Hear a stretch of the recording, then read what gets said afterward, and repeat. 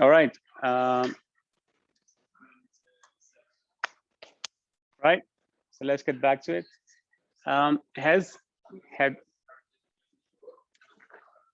Guys, chill. So has anyone of you taken like these practical ID projects this semester? Yeah. Only one person? Like, is this a mandatory thing? Practical ID projects is an optional thing. Since you have taken, do you know? It's optional. Okay. I thought there were like 5 projects, 5 courses who are supposed to have the practical ID projects. No? I'm sorry?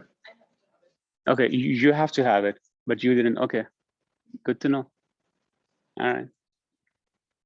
And because now it's a bit too late. I think the deadline has passed to submit the project proposals, right?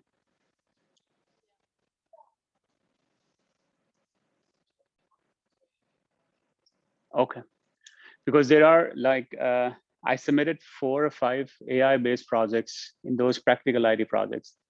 So if someone has not taken anything, they can just get in touch with me and I'll help them out. But I feel like there are only 2 persons there. So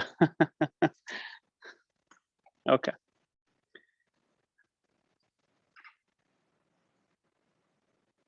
So everyone on Zoom can hear and see us fine?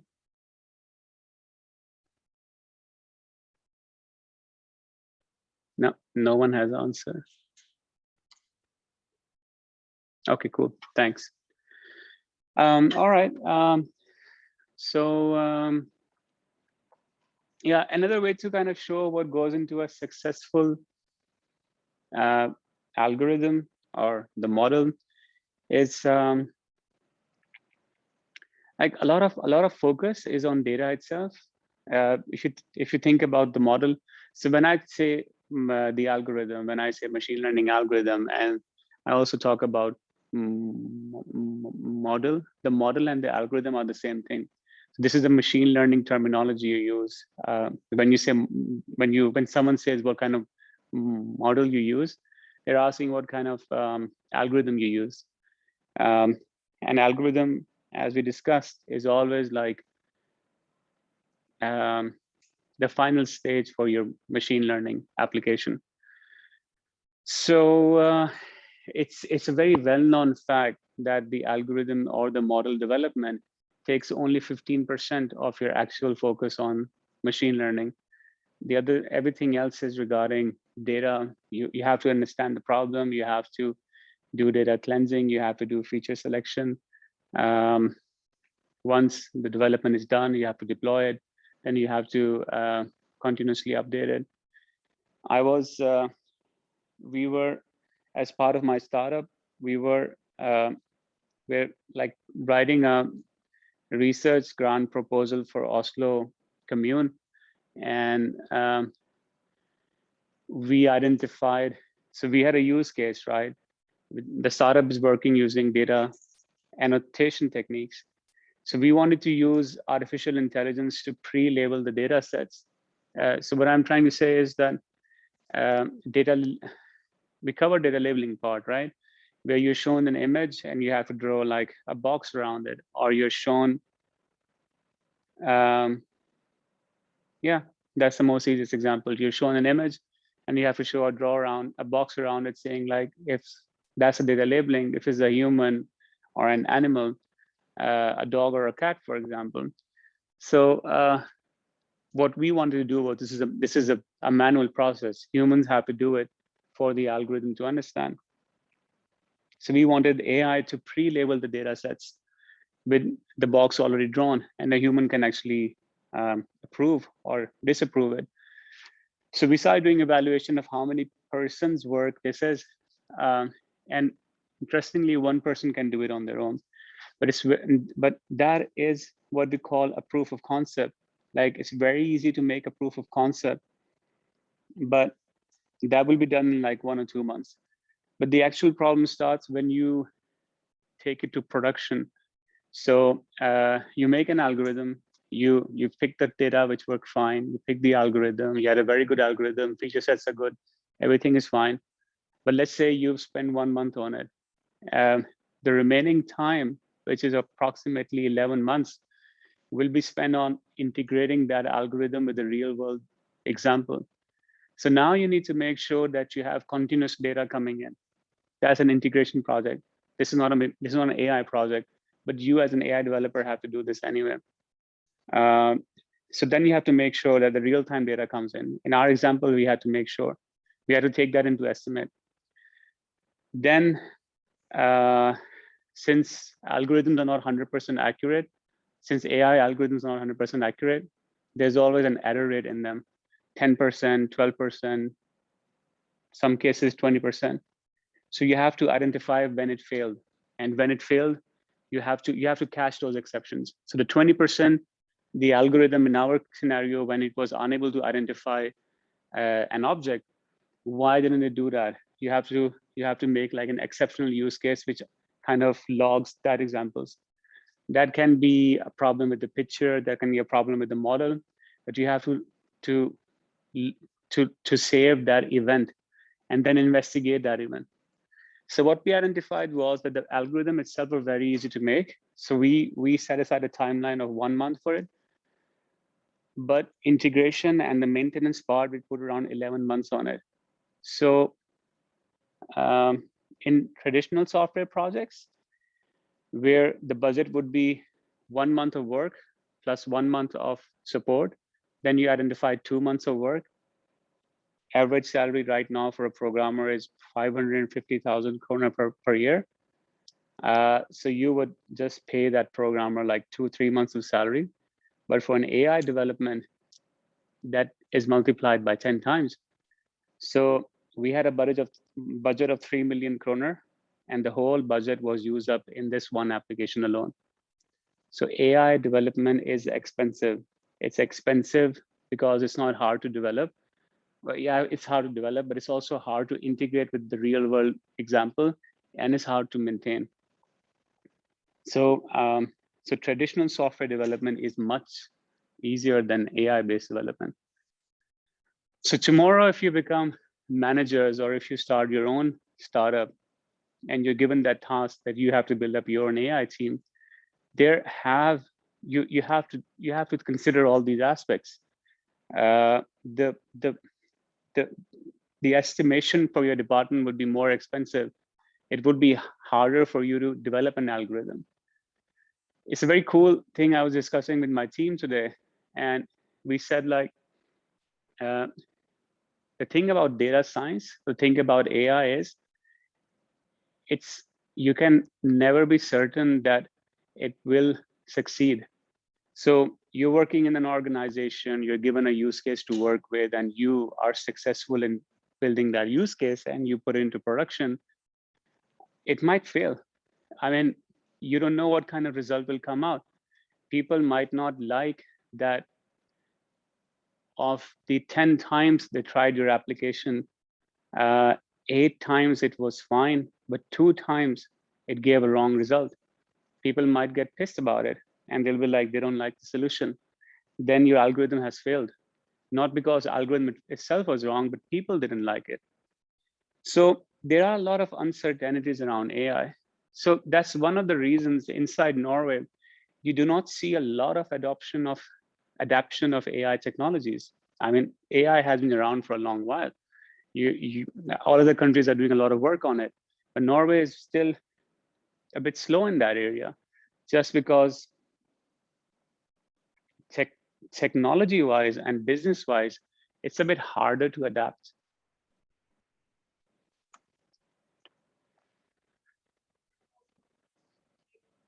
Yeah.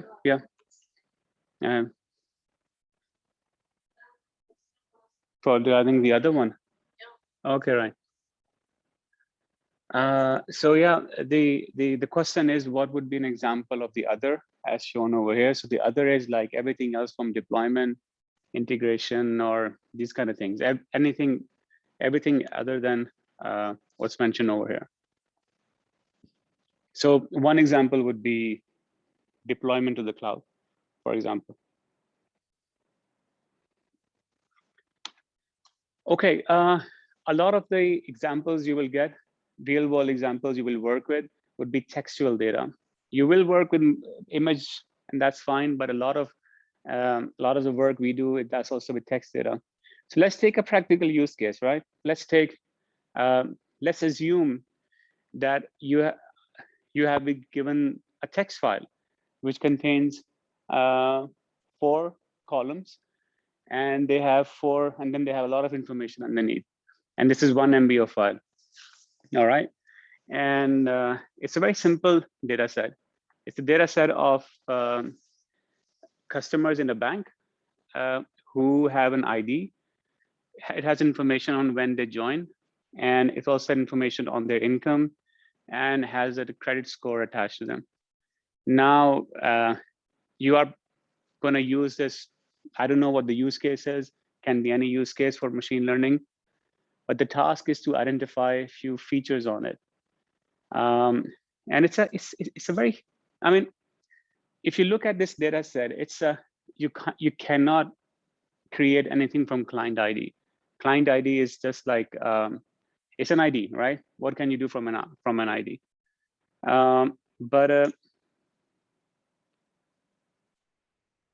But if you if you look at join is a timestamp, right? Again, time is very interesting to work with. You can create a lot of features from time. So that's one feature set we can create from time. Like we can use month, we can use year, we can use the weekday, weekend, so forth.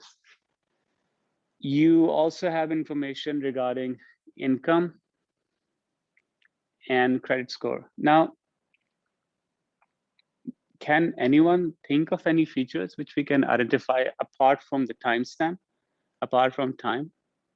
Like anything you could, I mean, I don't know. I'm just asking. There's no right or wrong answer to this one. So it depends on everyone who sees this data in their own way.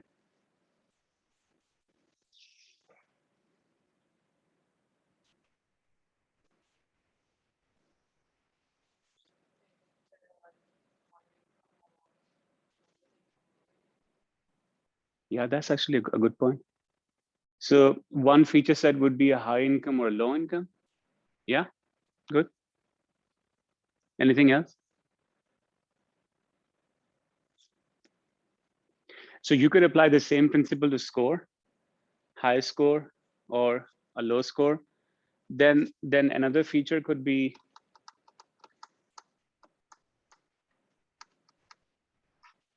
average income, I guess. You could apply that. So you should also see what you're trying to achieve from the algorithm. Like if you're trying to predict how much income a customer will have, then you can apply a lot of features on the income column only. In this, anyway, I mean, in this specific example, the one feature which we identified was the month the client joined in, and I said, I mean, you can use like year or whatever you want.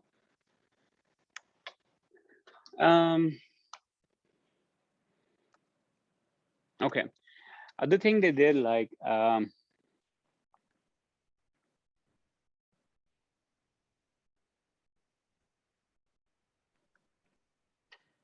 so what have we done here? They took the income, credit score. Yeah, okay, all right, yeah. Now they have actually added another layer to this one. So you have income. There was another column called loan. You don't see the loan column here. But what they did was they kind of applied the statistical function to loan. And you have the mean loan amount, the max loan amount, the minimum loan amount. Then you had the log of the income. So, I mean, if you have textual data and if you are playing with, numerical values, then you can apply some aggregations on that data. This is the same example of taking back to Titanic's data set. So some of the models which kind of enforce you to use only binary values, other models will actually benefit from using aggregate values as well. Yeah. So, I mean,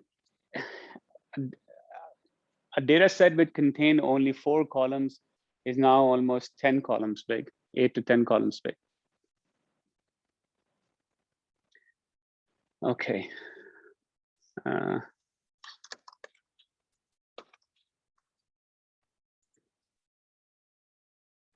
So take a look at. I would actually encourage you to read up something on your own time. Data processing is a very important thing. Okay, this completes the the feature engineering part. Feature engineering is the most practical thing you would use in machine learning. Now there are concepts we're going to study today, which would be data wrangling, data mining, data warehouse. These are all things you will not use in machine learning, but you need to know because they go around the concept of data. All right. So what is data wrangling?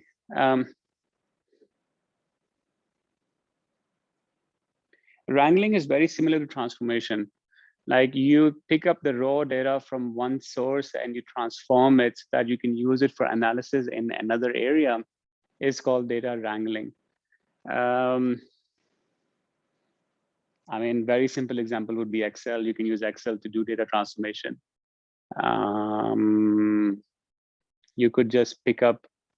Has anyone played with weather data from ear.no or some other? No? Try that out sometime. It's pretty cool. So we use weather data a lot. You have ear.no, then you have the Met Institute of Norway, who have exposed their data sets. They're like open free data sets. You can download them, you can work with them, you can build your own apps around it. They're pretty cool data sets actually. But the thing is they're all based in raw format and you have to transform them for your own use. So that's like data wrangling. When you pick like a raw source, you transform it, then yeah, you get the picture. There's another big concept called data mining. Now, data mining is something similar to the same concept of people calling data as a new oil. There are massive amounts of data available. On the government level of Norway, there's a push of exposing a lot of data sets.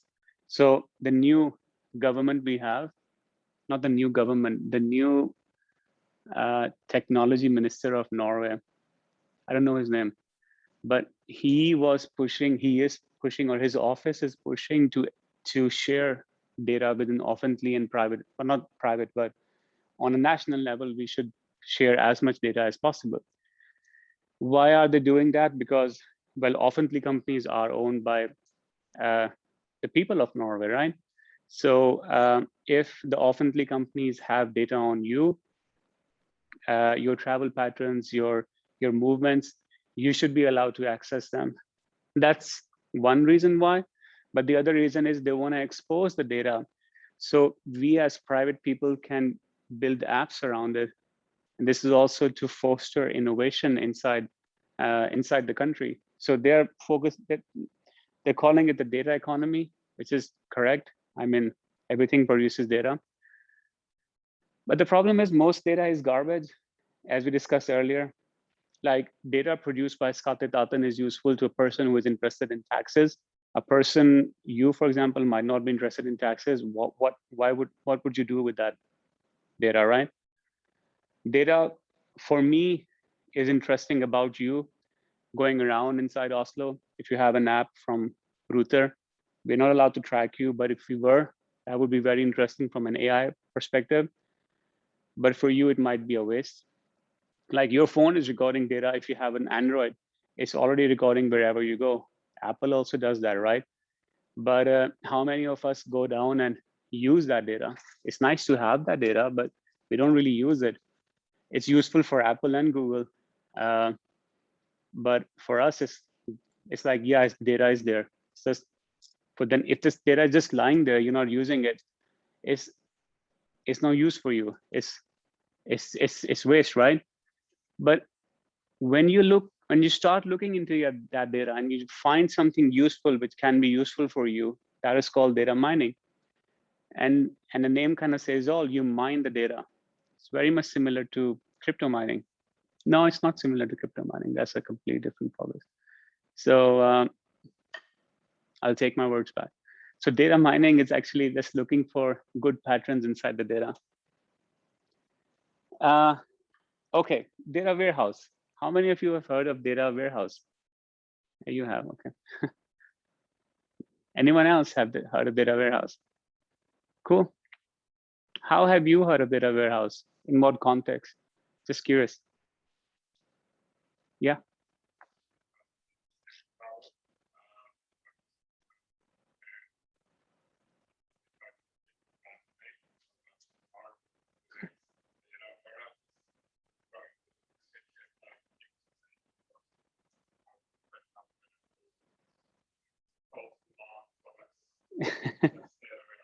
I see. I see. I see. That was a very unique example, actually. But good example. Okay. Data warehouse concept has been around for almost 30 years now. So you had programming, which started a long time ago, but I mean, the field of programming actually started maturing around 2005, 2006, when we had a huge push on .NET, Java. Then you had suddenly, I think, when of course we had the iPhones and the Androids who came up, and then you had a huge flux of languages, and now there's so many languages right now, right? So the programming paradigm has matured. There's continuous new developments going on. It's easy to find programmers. It's easy to become a programmer. Data was pretty new. Data was very hard to work with, just because in the start, it was expensive to have storage. Then first was the storage part, then was the RAM part. It was hard to have enough RAM, but then RAM became cheaper, hardware became cheaper and cheaper. Working with data became easier. So data itself is very new. It has been around for around, the push around data pushed around 10 years, but it has been around for almost 30 to 40 years. So data warehouse concept also is around 30 to 40 years ago. What organizations do, this is a very business specific concept. So every company you start working with, they will have a tech department and they will have a data warehouse department. What does data warehouse do? Data warehouse collects data from everywhere. They start collecting from whatever system there is being made inside the company. So if there's a tech company which makes app, which makes like internal IT systems, you have payroll system, you have multiple systems, data warehouse will collect this data and accumulate it. Their job is to transform the data, clean the data.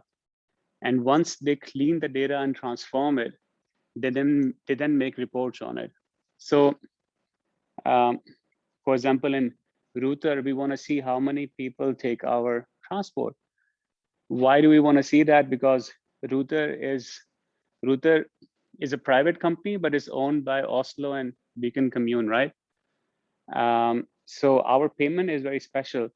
We get 50% grant from Oslo and Beacon Commune, and the remaining 50% we get from the number of tickets we sell inside the bus or the train. And we need to know how many people are taking our transport, because if people lose confidence and they stop taking the transport, then our funding will also go down, right? That's something that happened during the COVID crisis, when Router was about to go bankrupt because people stopped traveling and stopped buying the tickets. So what happened was that almost our ticket sales went from 90% to around, sorry, they fell 90%. So all of a sudden we had a decrease in income of around, we got the 50% funding, but the remaining 50% just went down 90%. So then we had to shut down a lot of our projects and of course ask government for bailout. The government came in because Router is a very critical part of the infrastructure, cannot fail. But for us, how did we identify that passengers are going down? Because we have like 10 or 12 different systems who are producing different kind of passenger information. You have old buses, you have new buses, you have electric buses, you have diesel buses, petrol buses. Some of them are on all the technologies, some of them are new technology. So whenever you enter inside the bus, there's like sensors on the doors. So they kind of count how many passengers are going in, how many are coming out. Those sensors send data back to us. And for us, it's very important to know how many people are inside the bus or how many people are taking the passengers. Sorry, how many people are taking the buses. If the volume is high, then router is in business. If the volume is down, then perhaps there's no need to have so many buses on different routes. That's the role of our data warehouse department. They collect all this data and then they produce these numbers, which are sent to our owners, which are Oslo and Beacon, and they decide how much money we will get. So in theory, if you want more buses on your travel route, you could just jump back on a bunch of times and that data will send. Oh yeah, in theory, yes. In theory, yes. So so have you ever thought, like a lot of people who live in Oslo, they find it easy to take, there's buses, there's train everywhere because there's so many people going around. But a lot of people who live in the outskirts, they sometimes complain that they previously had a bus route which no longer exists. Why did this happen? That happened because we started looking into the data and we saw that not enough people are taking. There are people taking, but unfortunately not enough are taking. So we then rerouted based on the insight we get from the data. So it's all about data. If we see that people are not taking, people are not doing what you say are doing, we just cancel the rule. So those sensor-based inputs are very important to us, and that data, that decision power comes from data warehouse department. So what we did was we used the same data warehouse department and we built a machine learning team around it. And that machine learning team together, now data warehouse is already doing a data cleaning part. You have people who are doing data mining, data wrangling, data transformation. They are expert at data. And when you combine that with machine learning team, then you increase their effectiveness. You give them clean data set, they work only on the model part and they put into production.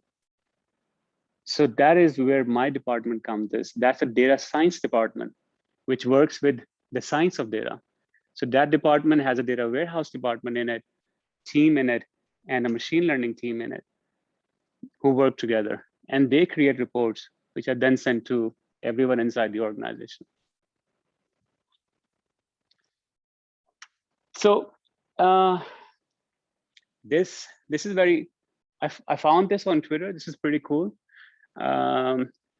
This was done by a person called Monica. She has been doing a lot of stuff around data.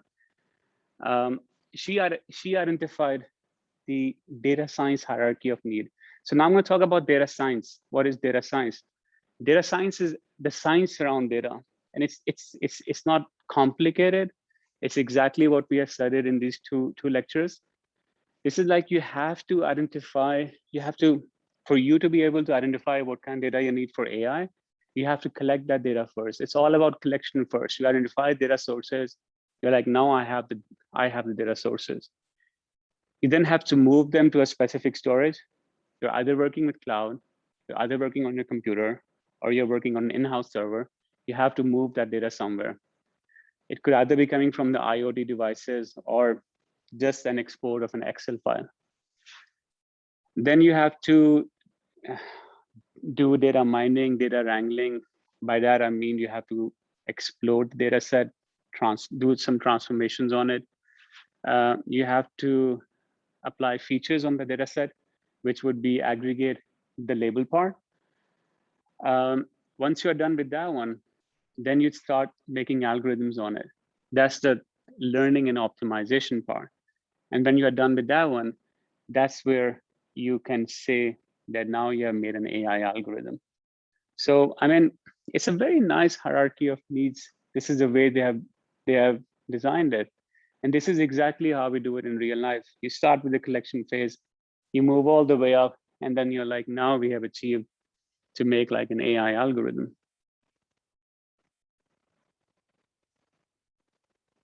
Questions? Confusions? No. Yeah.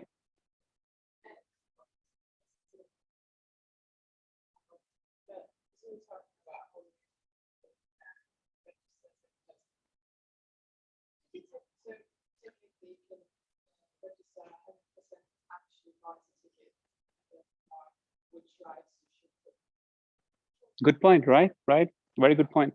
But the thing is, people who are so I'll just repeat your question for everyone else. So your question was exactly like, in addition to looking at passengers who are going inside the bus, is it possible to look at the number of people who are buying the ticket, right? Is that what you asked?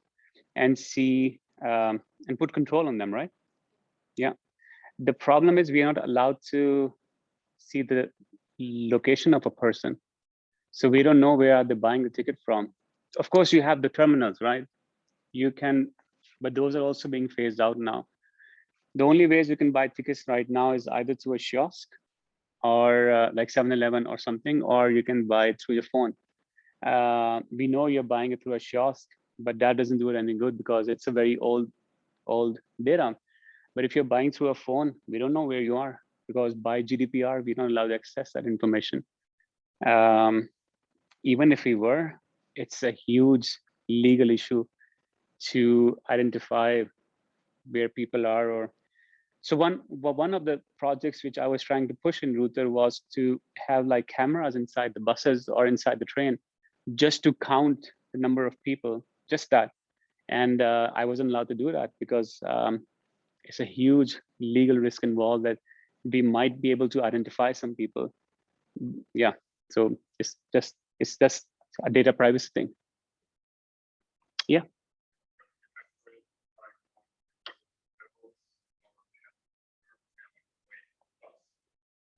Actually, that is something we are considering right now. So we get that much data about a bus. We get information. We even have information on when the wipers of the bus are on and off. We get that information. So we use that data. We plan to use that data to see or predict if it's raining or snowing. We also have the weight information on the bus. What's the weight on the bus right now? But it's a tricky thing to work with weight.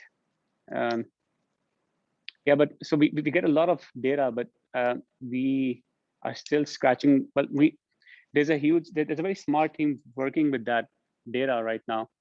That's not really in my department, but they're doing a lot of interesting stuff. Yeah.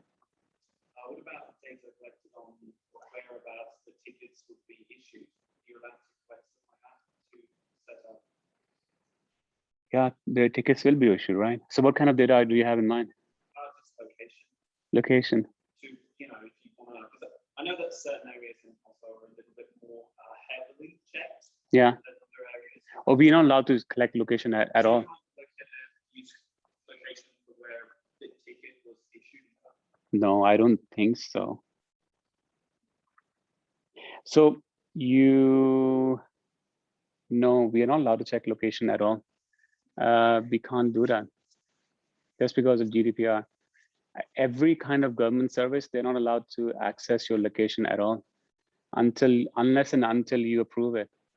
So Skatteetaten, NAV, Router, we are forced by the government not to do that.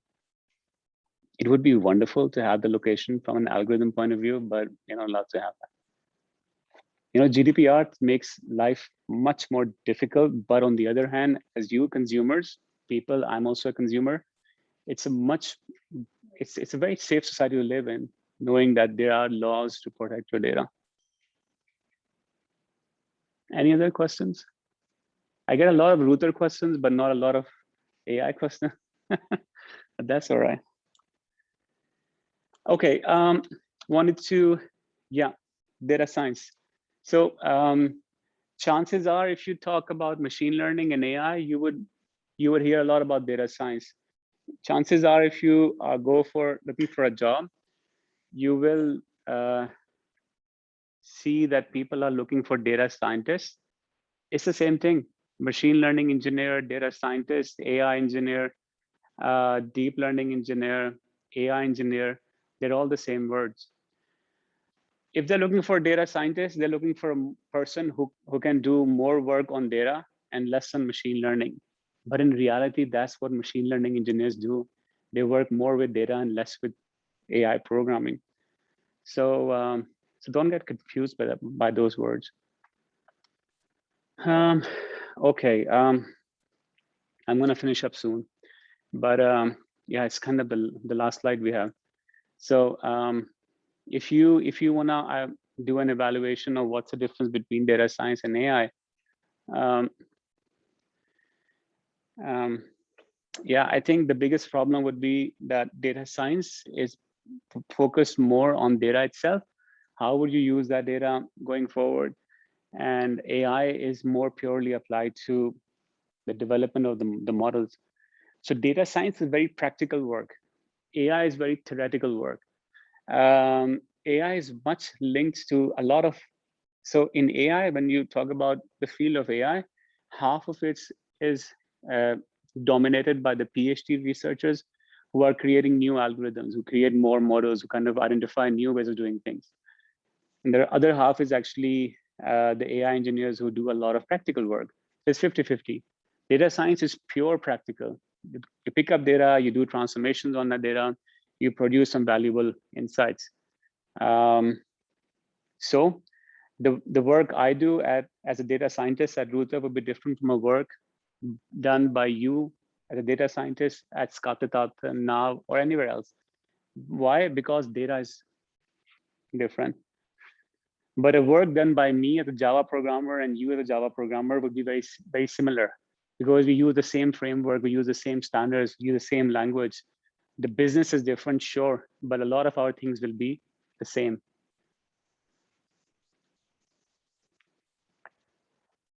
Yeah, that was it. That was the lecture for today. So we do have a lab. Yeah. So we do have a lab. The lab is very important. It is regarding feature engineering. Take a look at the requirements of the lab. If you need help with Python, please ask. We are also setting up a crash course for Python. This will be introduced in the next few days. I'm talking with one of the master students. He is actually setting up a crash course in Python. So as soon as it's done, I will send you information about that one. Please take that course. This will help you a lot. Thanks a lot.